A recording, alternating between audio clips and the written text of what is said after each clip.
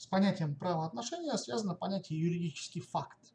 Юридический факт – это те конкретные жизненные обстоятельства, с которыми норму права связывают возникновение, изменение или прекращение правоотношений. Выделяют факты события – это те юридические факты, которые не зависят от воли человека.